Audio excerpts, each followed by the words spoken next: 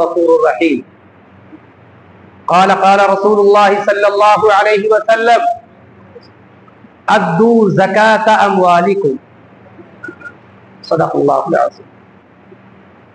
محترم بزرگوں، دوستوں، عزیز ساتھیوں، یہ رمضان المبارک کا مقدس مہینہ چل رہا ہے. اس ماہ مبارک کا یہ تیسرا جمعہ ہے. مغفرت کا عشرہ چل رہا ہے. اس ماہ مبارک میں مغفرت کے عشرے میں اللہ تبارک و تعالیٰ کی رحمتیں، برکتیں موسلا دھار بارش کی طرح برس رہی ہیں. گنہگار بندوں کو گناہوں سے دھو کر پاک صاف کر رہی ہیں، اور بندے بھی اللہ تبارک و تعالیٰ کی رحمتوں اور برکتوں کو سمیٹنے کے لیے طرح طرح کے حیلے اور اسباب اختیار فرما رہے ہیں. کوئی نوافل ادا کر رہا ہے، کوئی قرآن کریم کی تلاوت کر رہا ہے، کوئی صلاۃ التسبیح پڑھ رہا ہے، حتیٰ کہ حتی المقدور جو بھی کوشش ہو سکتی ہے ہر طرح سے اللہ کی رحمتوں کو سمیٹنے میں لگے ہوئے ہیں. عزیزان گرامی، میں نے قرآن کریم کی ایک آیت آپ حضرات کے سامنے تلاوت کی ہے، جس میں اللہ تبارک و تعالیٰ نے اسلام کے ایک بنیادی رکن کی طرف توجہ دلائی ہے، بیان فرمایا ہے. چونکہ ہمارے ملک ہندوستان میں ایک رواج ہے کہ ہم لوگ اپنے مال کی جو زکوٰۃ ادا کرتے ہیں وہ رمضان المبارک کے مہینے میں ادا کرتے ہیں، اور ان کا منشا یہ ہوتا ہے کہ رمضان المبارک میں زکوٰۃ ادا کرنے سے دیگر مہینوں میں ادا کرنے کے علاوہ زیادہ ثواب ہے. رمضان میں ہر عمل کا ثواب بڑھا دیا جاتا ہے، اس لیے رمضان المبارک میں وہ مال کی زکوٰۃ ادا کرتے ہیں. اس میں کوئی شک نہیں.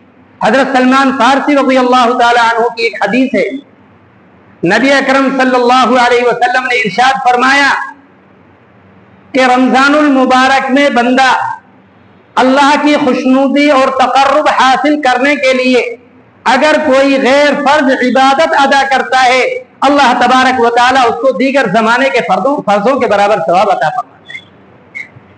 اور اگر فرض ادا کرتا ہے تو اللہ تبارک و تعالیٰ دوسرے زمانے کے 70 فرضوں کے برابر ثواب عطا فرماتے ہیں.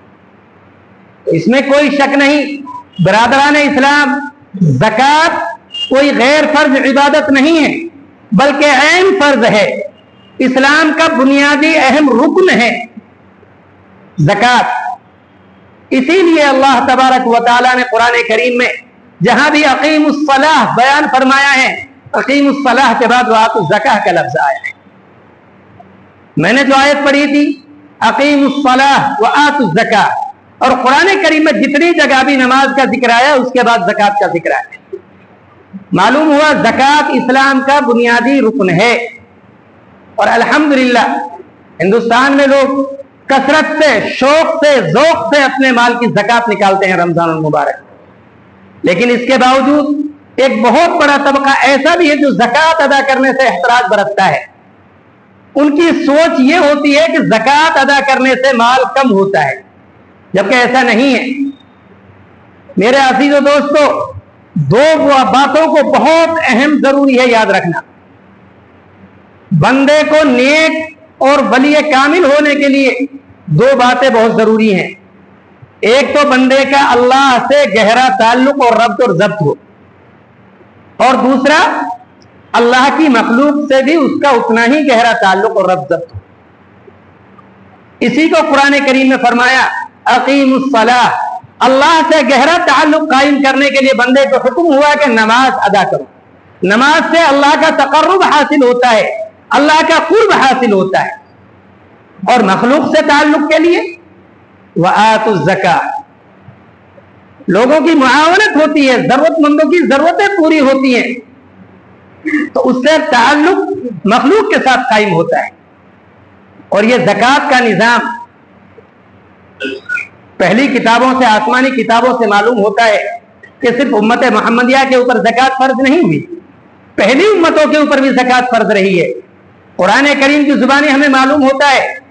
بنی اسرائیل کا ایک واقعہ ذکر کرتے ہوئے فرمایا اقیموا الصلاۃ وآتوا الزکاۃ، کہ ہم نے ان سے عہد لیا تھا نماز قائم کرنے کا اور زکوٰۃ ادا کرنے کا. قرآن کریم میں حضرت اسماعیل علی نبینا علیہ الصلوۃ والسلام کے متعلق ذکر ہے، وَاذْكُرْ فِي الْكِتَابِ إِسْمَاعِيلَ إِنَّهُ كَانَ صَادِقَ الْوَعْدِ وَكَانَ رَسُولًا نَبِيًّا وَكَانَ يَأْمُرُ أَهْلَهُ بِالصَّلَاةِ وَالزَّكَاةِ وَكَانَ عِندَ رَبِّهِ مَرْضِيًّا۔ قرآن کریم میں اللہ تبارک و تعالیٰ نے حضرت اسماعیل کا ذکر فرمایا کہ وہ بات کے بالکل پکے وعدے کے سچے تھے اور وہ اپنی قوم کو نماز اور زکوٰۃ کی تاکید فرماتے رہتے تھے، کیونکہ یہی اپنے رب کے نزدیک پسندیدہ عمل ہے۔ حضرت عیسیٰ علیہ السلام کا ذکر فرمایا وَأَوْصَانِي بِالصَّلَاةِ وَالزَّكَاةِ، کہ انہوں نے اپنی امت کے لیے، اپنی قوم کے لیے نماز اور زکوٰۃ کی وصیتیں فرمائیں۔ معلوم ہوا کہ زکوٰۃ کوئی ایسا ویسا فرض نہیں، زکوٰۃ اسلام کا ایک بنیادی اہم رکن ہے اور وہ فرض ہے۔ قرآن کریم میں خُذْ مِنْ أَمْوَالِهِمْ صَدَقَةً تُطَهِّرُهُمْ وَتُزَكِّيهِمْ بِهَا وَصَلِّ عَلَيْهِمْ، اللہ تبارک و تعالیٰ نے نبی آخر الزمان محمد رسول اللہ صلی اللہ علیہ وسلم کو مخاطب کر کے فرمایا کہ آپ ان لوگوں کے مالوں میں سے زکوٰۃ لیجئے اور انہیں دعا دیجئے اور ان کے مال تاکہ پاک ہو جائے۔ تو معلوم ہوا زکوٰۃ فرض ہے، زکوٰۃ فرض ہے۔ قرآن کریم کے بعد نبی صلی اللہ علیہ وسلم کے حدیث میں آئیے، جب بھی کسی نے آپ صلی اللہ علیہ وسلم سے اسلامی تعلیمات کے متعلق معلوم کیا، پوچھا، تو آپ صلی اللہ علیہ وسلم نے توحید اور نماز کے بعد تیسری جگہ زکوٰۃ کو دی۔ سن 5 ہجری میں وفد عبد قیس نبی صلی اللہ علیہ وسلم کی خدمت میں حاضر ہوا، اسلامی تعلیمات کے متعلق دریافت فرمایا۔ اللہ کے نبی صلی اللہ علیہ وسلم نے نماز کے بعد زکوٰۃ کو جگہ دی، وہاں پہ زکوٰۃ کو بیان فرمایا۔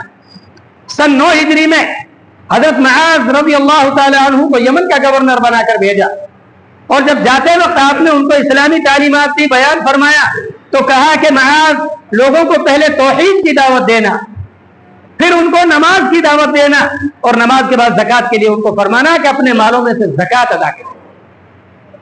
زکوٰۃ اسلام کا بنیادی رکن ہے، اور جو لوگ زکوٰۃ سے روگردانی کرتے ہیں، زکوٰۃ کو ادا نہیں کرتے، زکوٰۃ کو ہلکے میں لیتے ہیں، خود قرآن کریم نے فرمایا والذین یکنزون الذهب والفضة ولا ينفقونها في سبيل الله فبشرهم بعذاب علیم۔ اے محمد صلی اللہ علیہ وسلم، آپ ان لوگوں کو کہہ دیجئے جو اپنے مال کی زکوٰۃ ادا نہیں کرتے ہیں، مال کو دل سے لگا کر سمیٹ کر زمین میں گاڑ کر رکھتے ہیں، بینک بیلنس جمع کر کے رکھتے ہیں، اور وہ کہتے ہیں کہ زکوٰۃ ادا کرنے سے مال کم ہوتا ہے، ان سے کہہ دیجئے والذین یکنزون الذهب والفضة ولا ينفقونها في سبيل الله، جو لوگ سونا چاندی روپے پیسے کو گاڑ کر رکھتے ہیں اور اس کو اللہ کے راستے میں خرچ نہیں کرتے، ولا ينفقونها في سبيل الله فبشرهم بعذاب علیم، ان کو میرے دردناک عذاب کی خوشخبری سنا۔ کل قیامت کے دن دردناک عذاب ان کو دیا جائے گا۔ آگے دوسری آیت میں اسی کو بیان فرمایا کہ زکوٰۃ نہ دینے والوں کو کس طرح عذاب دیا جائے گا۔ عزیزان گرامی، اگر اس کو ہم صحیح دل سے غور و فکر سے سنیں تو ہمارا بدن کانپنے لگے گا۔ ہم لوگوں کے اندر وہ قوت نہیں، وہ طاقت نہیں کہ ہم اللہ کے عذاب کو سہ جائیں اور برداشت کر جائیں۔ قرآن کریم کہتا ہے یوم یحمى علیہا فی نار جہنم فتقوى بها جباههم وجنوبهم وظهورهم هذا ما كنزتم لانفسكم فذوقوا ما كنتم تكنزون۔ اللہ تبارک و تعالیٰ نے فرمایا جو لوگ اپنے مال کی زکوٰۃ نہیں دیتے ہیں، کما حقہ، نصاب کو لگا کر اس کو زکوٰۃ ادا نہیں کرتے ہیں، ان سے کہہ دیجئے کل قیامت کے دن ان کے مال کو لایا جائے گا اور جہنم کی بھٹی پر پگھلایا جائے گا۔ یوم یحمى علیہا فی نار جہنم، جہنم کی بھٹی پہ اس کو پگھلایا جائے گا، دہکایا جائے گا۔ فتقوى بها جباههم وجنوبهم وظهورهم، فرمایا جب اس مال کو پگھلا دیا جائے گا پھر اس مال سے ان کی پیشانی پہ ٹھپا لگایا جائے گا، پیشانی کو داغا جائے گا، ان کی پسلیوں کو، کروٹوں کو داغا جائے گا، ان کی ظہورہم، ان کی پیٹھ کو داغا جائے گا، اور کہا جائے گا یہ وہ تمہارا مال ہے جس سے تم دنیا میں محبت کر کر اس کے گاڑ کے رکھتے تھے، حق والوں کو ان کا حق نہیں پہنچاتے تھے، اللہ کے احکامات کو اس میں سے ادا نہیں کرتے تھے، چکھو اس کا مزہ، فذوقوا ما کنتم تکنزون، اس کو گاڑ کے رکھنے کا اب مزہ چکھو۔ تو میرے عزیز و دوستو، مال اگر اللہ کی ایک نعمت ہے تو میرے عزیز و دوست اگر اس کا حق ادا نہیں کیا گیا تو وہ ایک عذاب بھی ہے، مصیبت بھی ہے۔ اللہ تبارک و تعالی ہم سب کو کہنے سننے سے زیادہ عمل کی توفیق نصیب فرمائے۔ اللہ تبارک و تعالی اس نعمت کی قدر دانی کی توفیق نصیب فرمائے۔ یہ ماہ مبارک جو چل رہا ہے، اس میں جو ہم فریضہ ادا کر رہے ہیں، اس کو کثرت کے ساتھ جوق در جوق کما حق ہو اس کے منصب تک، اس کی جگہ تک ہمیں پہنچانے کی توفیق نصیب فرمائے۔ وآخر دعوانا ان الحمد للہ رب العالمین۔